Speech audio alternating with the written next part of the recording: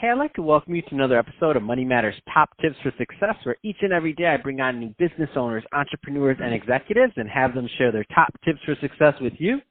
My name is Adam Torres. You can follow me on Instagram at AskAdamTorres to keep up with my book releases, book tour schedule, signings, all that other good stuff. Always love to connect with you there. And as always, if you'd like to apply to become a co-author of one of my upcoming books, just head on over to the website, moneymatterstoptips.com, and click on Become an Author to apply. All right, so today I have Ifeanyi Ossai on the line, and he's chairman and CEO over at WeCare. Ossai, welcome to the show. Thank you. How are you doing today? All is well, and I'm excited to get into what you're doing over at WeCare as chairman and CEO. But before we do that, let's get a little bit further into your background. So how did you get started in your career and in business? I started my career a bit at a young age. I graduated high school at the age of 12, and as you can imagine, that's not a good time to go to college because it was too young. I was too young then, so I took a 1-year break, and so at 14 I came to the United States to go for college. I went to Pittsburgh, and I graduated from my master's by the time I was 17. I founded my first aerospace company, which is now acquired, and today I work for a company named Newtech, and I'm also the chairman and the CEO of WeCare, which is an artificial intelligence powered medical technology company whose mission is to democratize healthcare by making quality, affordable, and accessible healthcare to the masses. That's awesome. Let's go a little bit further into that. So, into your mission over at WeCare. That's one of the big topics are healthcare trends, and also how to how to bring that to the masses. And I think your message and your mission is pretty interesting here. Can you go a little bit further into WeCare for me?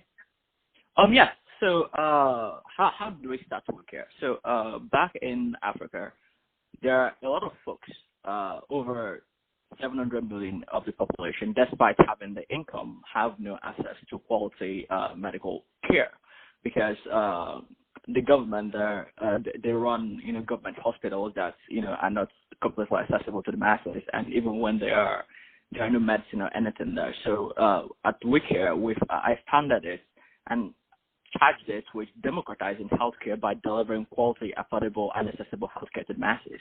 And I started on this mission because when I was a kid, my aunt died from a simple allergic reaction that if it was in the United States, it could have been, easily resolved. But because it was in Africa, we had to drive, a few hundred miles to, a few clinics that didn't have medicine or anything in them.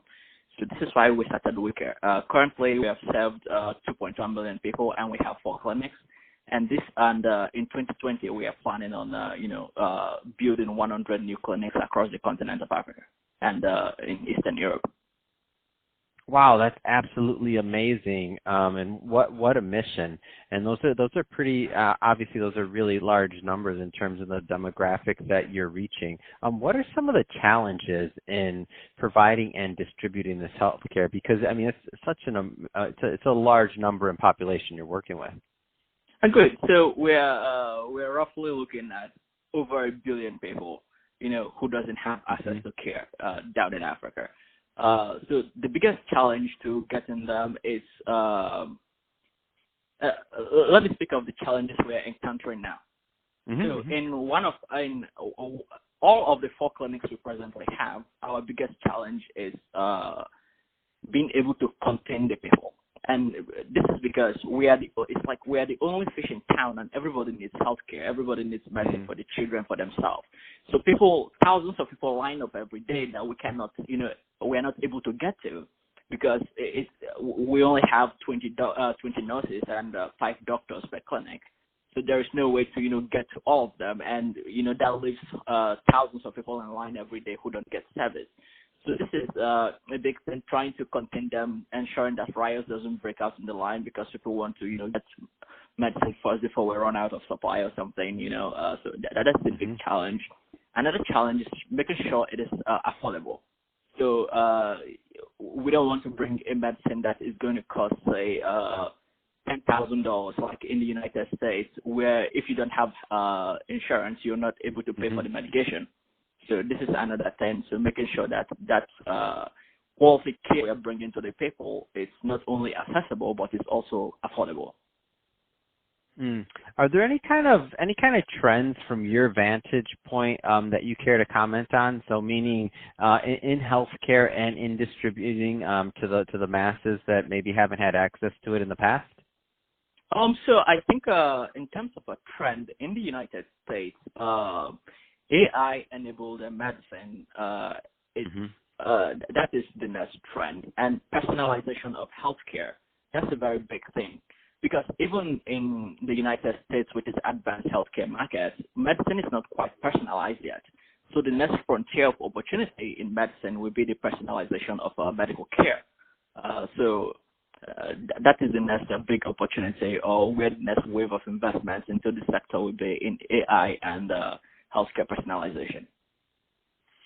What kind of, and I love that, and I'm a huge fan of what's happening in AI and tech and the melding of information management also specifically within healthcare, even in developed and undeveloped markets. It's just super interesting, the efficiencies that I think it's bringing and potential cost savings that, again, allow, different things to happen in terms of scaling and providing the services.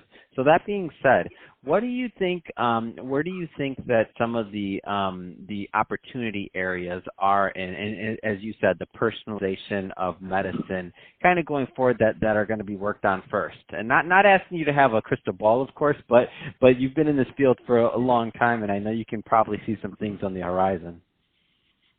Yes. So one of the things I see as an opportunity for investment in the sector is cross-border collaborations. For instance, in the United States, if you wanted to say make a new clinical trial for, say, a life-saving cancer drug, this will probably take you years and like millions of dollars in spending and everything to get that drug to market. But if United States pharmaceutical companies, so like Pfizer or Johnson & Johnson, can partner with an organization like WeCare, and export those clinical trials to, say, countries in Africa, we can make that faster. It will go faster because there is less burdensome regulation, and the people there need the medicine, so it serves everybody. So the people get the medicine that they need, and the companies get speedy approval of their drug based on human clinical trial data, to get it FDA approved. So I believe a cross-border collaboration is the next big step. Any organization that is willing to, build that bridge will be, well positioned for success, like WeCare is doing. That's fantastic.